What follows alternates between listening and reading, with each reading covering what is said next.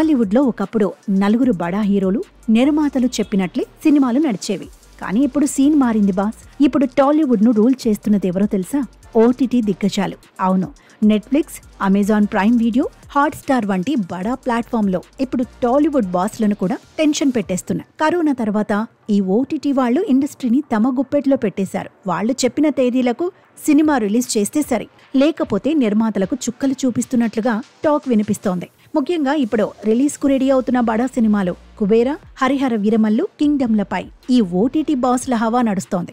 Inside talk ఏంటంటే ఈ సినిమాల రిలీజ్ డేట్లు ఓటీటీ వాళ్ళు చెప్పినట్లే ఉండాలట, లేకపోతే భారీ కోతలు విధిస్తామని వార్నింగ్లు జారీ అవుతున్నాయట.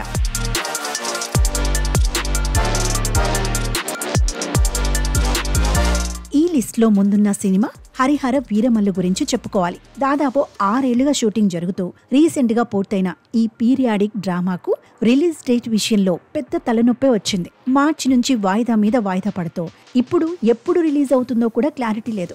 అయితే ఈ సినిమా ఓటీటీ రైట్స్ తీసుకున్న ఒక బడా ఓటీటీ గట్టిగా హుకుం జారీ చేసిందట.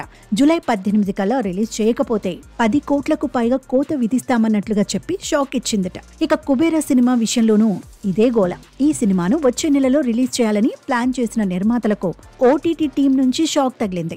ఈ నెల 20నే విడుదల చేయాలని చెప్పడంతో నిర్మాతలు దానికి తగినట్టుగా రిలీజ్ ప్లానింగ్ చేసుకున్నారు. అదే గోల కింగ్డమ్ సినిమాకు జూలై 25న రిలీజ్ చేయమని ఓటీటీ వాళ్లు గడువు విధించారట.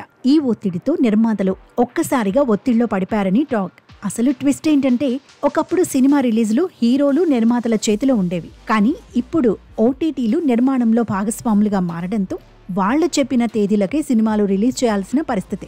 ఒక్కరోజు ఆలస్యమైన డబ్బుల కోతలు, డీల్ క్యాన్సిలేషన్లు అంటూ బెదిరింపులు.